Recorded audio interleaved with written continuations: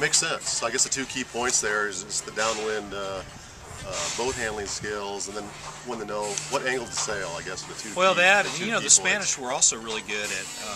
I think they've sailed together as teammates for many, many years. A lot of them have grown up racing J80s. That's kind of the principal training boat for the Spanish Federation sailing team. And so you watch these guys when they were, when they would fall off the plane, the entire crew would immediately move forward.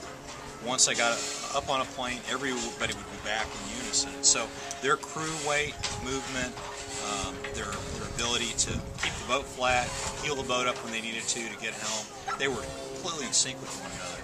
And so they were able to keep the boat moving at a faster pace than a lot of the other competition. Good stuff. What weather conditions? There was a lot. I guess the two main things that we heard out here in the hinterlands watching the regatta was the downwind speed of the Europeans, and the second thing that was talked about were the weather conditions. It sounds like you guys had some challenging conditions. Well, we did, and that put a kind of a crimp in our practicing when we got up there. The first day we put the boat together, there was very little wind, so we didn't get out and sail that day. The next day, a nor'easter had moved up the coast, and the wind was blowing about 20 knots. We went outside to try to get a feel for the wave conditions. It was so windy and the waves were so big, it was kind of hard to really even line up with other boats because everybody was just kind of almost hanging on for survival. But we got out for a couple hours and got some decent practice in. Then the next day, the nor'easter intensified. There was scheduled to be a practice race. The race committee ran it inside Narragansett Bay, and only 15 boats went out because it was so windy, and only one boat finished the race. We elected to stay inshore so as not to break anything, and so then the next day was the first day of the Worlds, and the nor'easter kind of moved off a little bit, but it was still blowing a solid 20, gusts of 25. The wave conditions were quite as extreme as the day before, but they were still 8 foot in some cases, which was the biggest wave, I think the biggest wave action I've ever sailed in. And so being able to surf down the waves was really big, being able to steer the boat upwind and keep the boat on its feet, because there would be a tendency when you get to the top of the swell to get more wind, and the apparent wind would move back a little bit, so the boat would try to tip over. And so being able to really keep the boat on its feet, know when to pinch, know when to foot, know when to really, grab a little extra backstay was real important. And so then rolling into the second day of the regatta, we had torrential rain for all morning. Finally, they sent us out there in the rain about 2 o'clock to try to get a couple races off, and we thought they were crazy, and we were miserable out there. Visibility was terrible, raining, cold, windy, and as we got out there, the rain stopped, and gradually the first race of the second day, we couldn't see the leeward mark, and we actually made a tactical mistake trying to be conservative and lost some boats. Gradually it cleared up a bit, and we got another race off that day. Then the third day, it was forecasted to be 30 knots. They decided to move us in the bay, so we sailed almost in lake-like conditions. They set the weather mark literally 100 feet off the shore. So at the bottom of the course, it was blowing to 30. At the windward mark, it was blowing 10. Wow. And so it was very chaotic, but it was very similar to conditions we sail in on Lake Travis, and so we felt kind of at home in that. And then the final day was supposed to be sunshine and 15 knots. Well, we had sunshine, but by the end of the last race, it was blowing about 35 knots. So we only changed the rig one time the entire regatta, and when we loosened it up on the second race of the last day, we quickly realized we'd made a mistake when the race came right back on. So I'd say it was consistently about the windiest regatta I've ever sailed in for 8 straight days. Take us through your race results from the first day through the last day, and what went through your mind during the. Because I know you actually had more firsts than anybody else in the regatta. You had 2 first places. I think your throwout was a 15. And then you had a couple, what, thirds or fifths. Yeah, I think the way it went, we had the first race. We, obviously I was nervous because I had no idea how we were going to fare, and we actually were. On the very last run to the finish, we were very close to passing Glenn Darden for 3rd place in the race. And we got so wrapped up in trying to pass Glenn that we got off on kind of a bad angle, and we lost 4 boats right at the finish and finished 8th. So we were really disappointed. We thought we had a 3rd or 4th kind of sewn up. The next race we finished 5th, and we sailed a pretty solid race all the way around. I think, in fact, we rounded the first weather mark maybe 10th or 12th and just kind of picked our way back up to 5th. So we felt pretty good about that. The last race of the day, got a good start, got off to the right, hit the weather mark first, set the chute, popped up on a plane, never turned around again.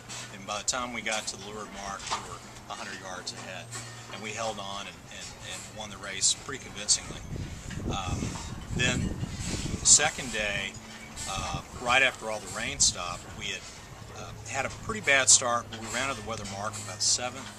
We were right on the tail of the leaders.